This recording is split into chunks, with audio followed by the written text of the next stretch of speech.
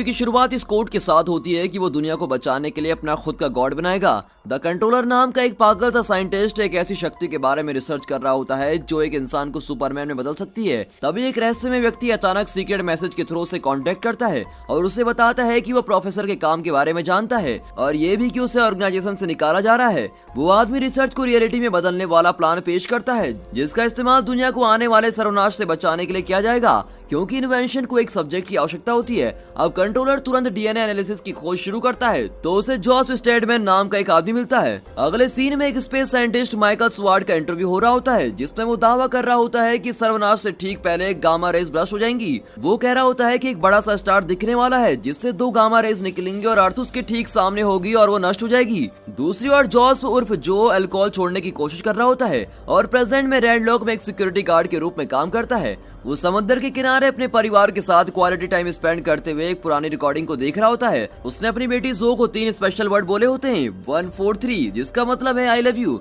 जो भी करता है कंट्रोलर वो सब देख रहा होता है और फिल्म कर रहा होता है। तब उसे पता चलता है कि जोई डिप्रेशन के लिए मेंटल ट्रीटमेंट ले रहा है और उसको एंगर कंट्रोल की भी समस्या है। अब जो दुर्भाग्य से अपने पिता के लिए चीजों को केवल वर्ड्स बना रही होती है। उसे लगता है कि उसकी माँ की मौत के लिए भी उसके पिता जोई जिम्मेदार हैं, इसीलिए वो उनसे नफरत करती है। अब हैरानी की बात तो ये है कि वो माइकल के साथ रिलेशनशिप में है और दूसरी ओर जो की छोटी बहन रेहा एक ड्रग एडिक्ट हो गई है और लगातार एक दलाल निको द्वारा इस्तेमाल की जा रही है। कंट्रोलर के आदमी जोई की बेटी की हरकतों को फॉलो करके उसको ट्रैक कर रहे होते हैं। लाइब्रेरी में माइकल किसी ऐसे व्यक्ति को खोजने की बात कर रहा होता है जो मानव जाति के लिए ऑप्टिमिस्टिक फ्यूचर की पॉसिबिलिटी को बढ़ा सकता है। एक रिकॉर्डिंग से पता चलता है कि जोई की पत्नी की मृत्यु से पहले उनका एक हंसता खेलता परिवार हुआ करता था। रेहा एक खुश मिजाज की लड़की थी और जो भी अपने पिता से प्यार करती थी। जोई फिर से अपनी बेटी जो के साथ कनेक्ट करने की कोशिश कर रहा होता है लेकिन उसकी बेटी शायद उससे दोबारा मिलना नहीं चाहती। यहाँ तक कि वो माइकल को पंच भी मार देता है जिससे जो और गुस्सा हो जाती है। उसी रात गाड़ी चलाते समय जोई रेहा को फोन करके उसके साथ सब ठीक करने की कोशिश कर रहा होता है लेकिन वो फोन नहीं उठाती। वो फिर गाड़ी रोकता है और अपनी पत्नी के बारे में सोचते हुए फिर से शराब पीने लगता है।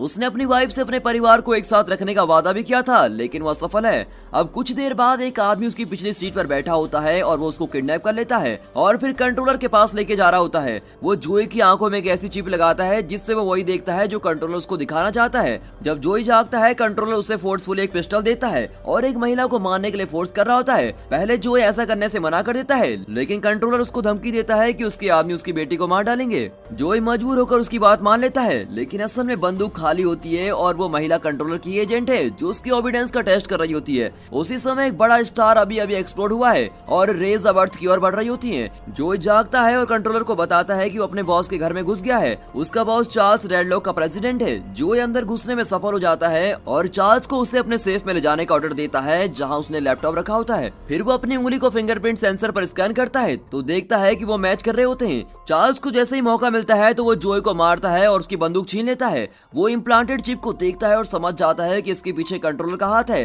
दरअसल चार्ल्स कंट्रोलर का बॉस था और वो कंट्रोलर को प्रोजेक्ट से निकालने का कारण ये बता रहा होता है कि वो बहुत खतरनाक प्रोजेक्ट था। उसके बाद चार्ल्स की एक ड्रोन द्वारा गोली मारकर हत्या की जाती है। अब जोई को डेड चार्ल्स का अंगूठा काटने का ऑर्डर दिया जाता है तो वो बिल्कुल वैसा ही करता है और वहाँ से भाग जाता है। वो अपने मिशन को जारी रखता है। इस बार कंट्रोलर ने उसे रेडलॉक के हेड ऑफिस में जाने का ऑर्डर दिया होता है। वहाँ पहुँचने पर उसे एक मास्क पहनने के लिए कहा होता है और तभी एक ड्रोन गैस बम गिरा रहा होता है जिससे तुरंत रेडलॉक के सभी कर्मचारियों की मौत हो जाती है। कंट्रोलर बता रहा होता है कि उसकी लाइफ से ज्यादा इंपॉर्टेंट दुनिया को बचाना है। फिर जोई मेन फैसिलिटी में जाता है जहाँ वो अपने बॉस के अंगूठे का इस्तेमाल करके एक दरवाजा खोल रहा होता है जो उसे एक बड़े से जनरेटर की ओर लेके जाता है। फिर जोई एक बड़ी सी डिवाइस के अंदर जाता है। जनरेटर काम करना शुरू करने लगता है और बहुत ही ब्राइट लाइट क्रिएट कर रहा होता है जिससे जोई के शरीर में डीएनए सीक्वेंसेस बदलने लगती है और कुछ ही समय बाद जनरेटर में विस्फोट हो जाता है और कंट्रोलर अपनी हाई पावर को रिपोर्ट करता है कि मिशन सक्सेसफुल है। यहाँ जो टीवी पर न्यूज देखती है और अपने पिता के साथ के बर्ताव पर पछता रही होती है। एल्यूमिनियम फॉइल से ढका जोई अपने घर में जाता है और उसे रियलाइज हो रहा होता है कि उसके पास अब सुपर पावर्स हैं।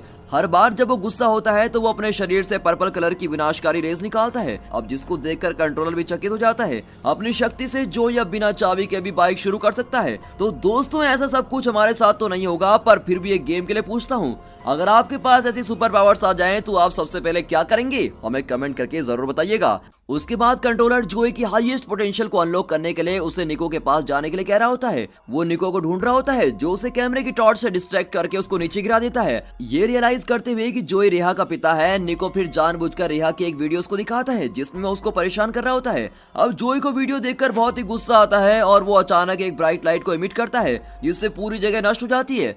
लेकिन कंट्रोलर अभी संतुष्ट नहीं होता क्योंकि जोई ने अभी भी रिक्वायर्ड स्ट्रेस लेवल को डेवलप नहीं किया है। निको का दोस्त उसको मारने की कोशिश कर रहा होता है लेकिन जोई सुपर पावर से गोलियों से सुरक्षित है। अब निको फिर अपनी कार से जोई को मारने की कोशिश कर रहा होता है लेकिन वो गामा रेस प्रोड्यूस करता है जो निको को तुरंत मार देती है। कुछ देर बाद पुलिस उसे गिरफ्तार कर रही होती है। अब जो को पूछताछ के लिए लाया जाता है। पुलिस को लगता है कि जो एक आतंकवादी है। कंट्रोलर उसे ये कहने का ऑर्डर देता है कि उसने 4 रिवर शिपयार्ड में बॉम्ब लगाए हैं जिससे वे घबरा जाते हैं और वे तुरंत शिपयार्ड जाने लगते हैं। अब कंट्रोलर तब जोई को बताता है कि उसे पुलिस के जाने से पहले वहां पहुंचना होगा वरना वे विस्फोट से मारे जाएंगे। फिर वो पुलिस स्टेशन से भागता है और चोरी की कार से शिपयार्ड की ओर जा रहा होता है लेकिन और पुलिस ऑफिसर उसके पीछे आ रहे होते हैं तो वो अपनी शक्ति से एक लाइट ब्लास्ट में बदल जाता है और लाइट की स्पीड से ट्रेवल करता है।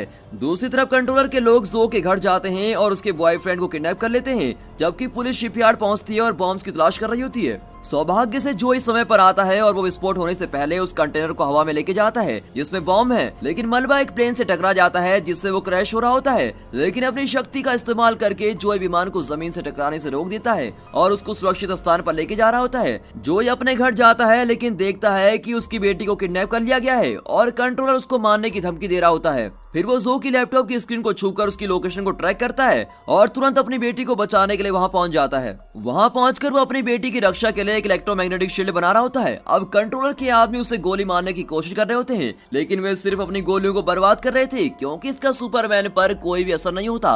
वो उन्हें आसानी से खत्म कर देता है।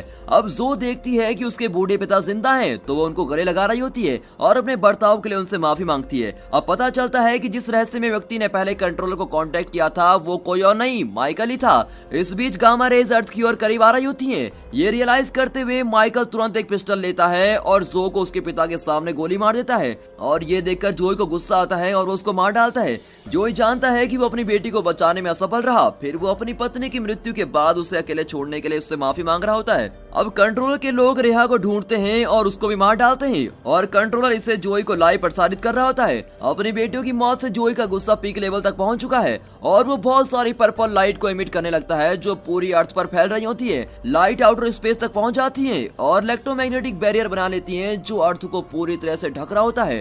फंसे हुए कंट्रोलर के अंतिम शब्द होते हैं कि उसने फाइनली एक गॉड को क्रिएट कर दिया है। उसकी बकवास से तंग आकर जोई इसको मार डालता है जबकि माइकल और कंट्रोलर का दुनिया को बचाने का प्लान एक बड़ी सफलता है क्योंकि जोई की सुपर पावर्स आने वाली सभी गामा रेज को अब्सॉर्ब कर रही होती हैं जिससे वो अर्थ को नष्ट होने से रोक देता है। दूसरी तरफ जोई अपनी डेड वाइफ से किया वादा आखिरकार पूरा कर लेता है क्योंकि वो अपनी दोनों बेटियों को अपनी शक्ति से पुनर्जीवित कर लेता है और उन्हें मिला लेता है। फिल्म के लास्ट सीन में रेहा और जो समुद्र के किनारे मिल रही हैं और जोई पूरी तरह से हमेशा के लिए सुपरमैन फॉर्म में बदल जाता है। और दोस्तों यहाँ पर ये मूवी खत्म होती है। तो दोस्तों कैसी लगी ये मूवी कमेंट करके जरूर बताइएगा और अगर वीडियो पसंद आ गई हो तो वीडियो को एक लाइक जरूर कीजिए। And finally thanks